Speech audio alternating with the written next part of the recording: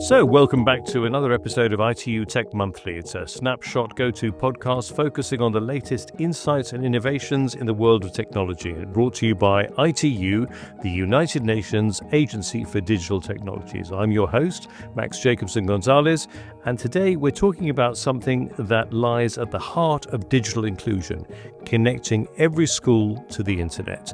Now, Giga is the joint initiative by ITU and UNICEF that's working to do just that, connect every school in the world to the internet. And today our guest is Giga Program Manager Irene Kaggwa.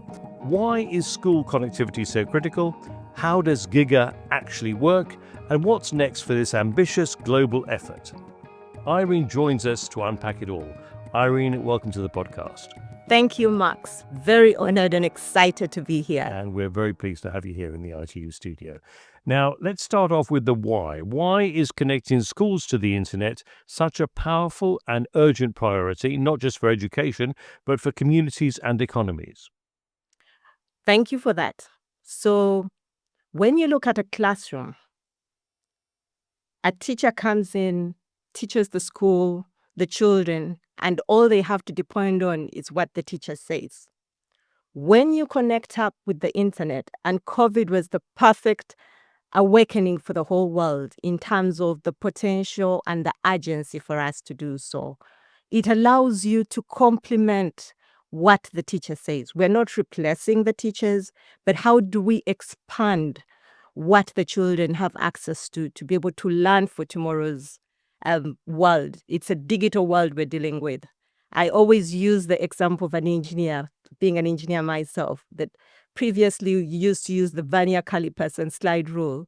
Today's engineers might not even know what that is. Exactly, yes. So with the internet connected to the schools, the children are able to have classes beyond just what the teacher has, do research, find out more that complements what the teacher has prepared, and also facilitates governments, countries, to come up and centralized resources. You don't have to print all these textbooks and drive around the country delivering textbooks.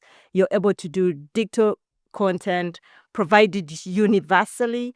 Going back to what you talked about of inclusion, it shouldn't matter where the school is located in the country.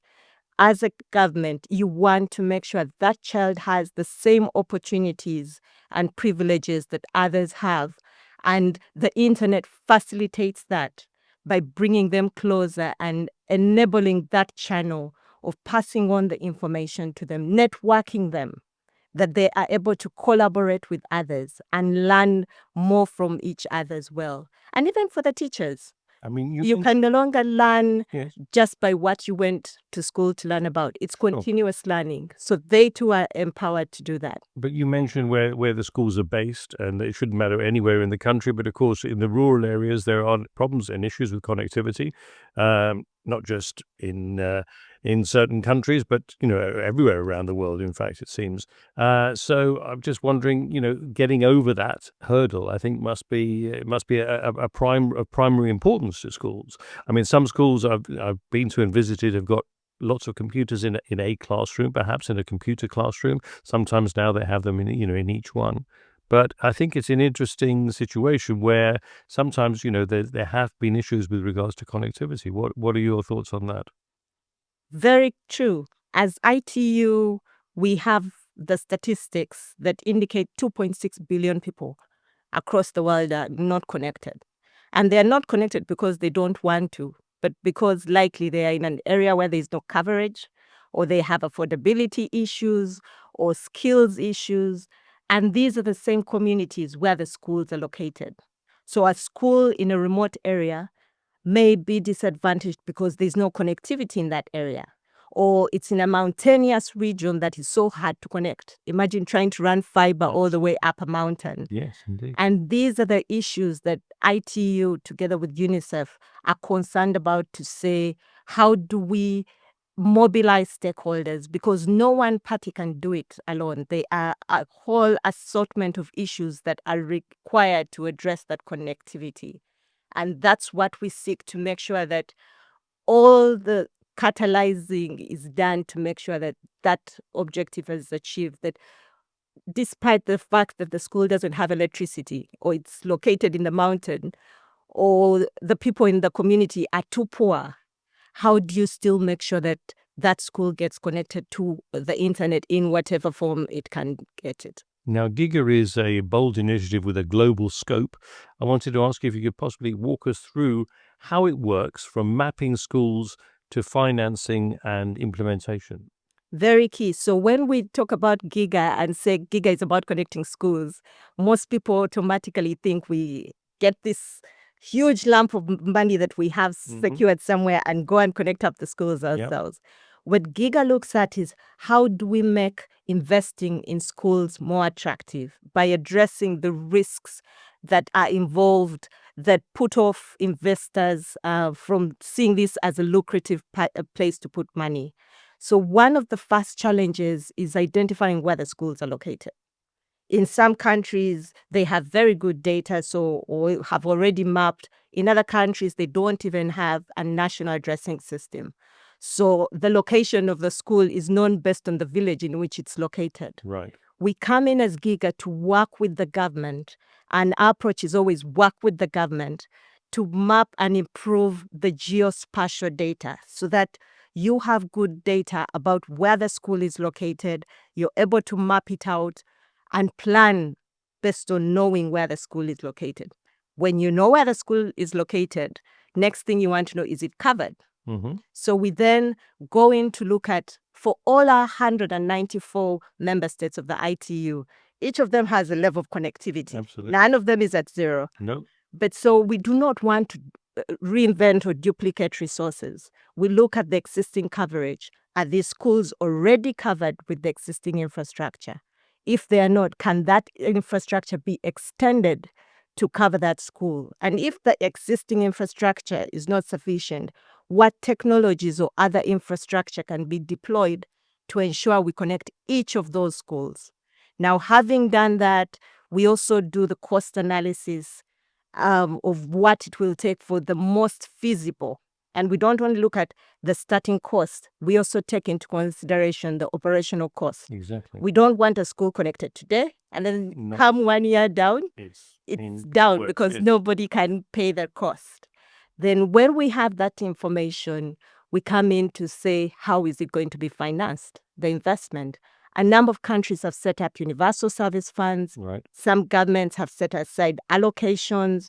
In other countries, they do need financing from development partners. So we help them to identify innovative funding mechanisms to be able to address the funding required. Are you going to use your existing resources? Are you going to use private sector? Are you going to have a blended financed approach to address this? And once that is done, we notice that in a number of cases, procurement practices also hinder in terms of credibility, transparency, integrity.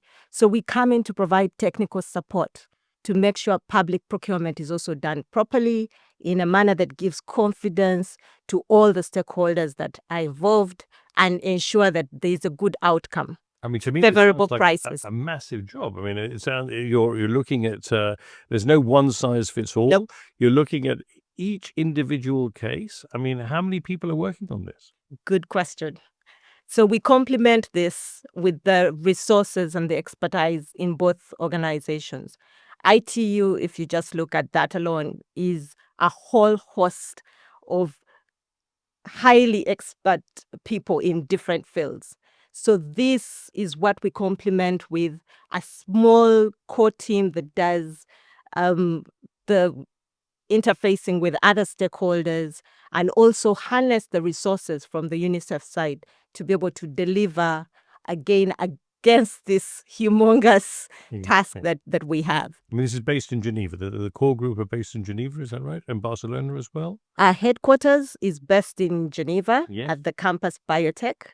And then we also have the Technology Center, which is located in Barcelona, where we have about 25 experts from across UNICEF and ITU that work on product development. And then you're engaging partners in member states to help you with this task. So we do also leverage the regional offices of ITU across the world.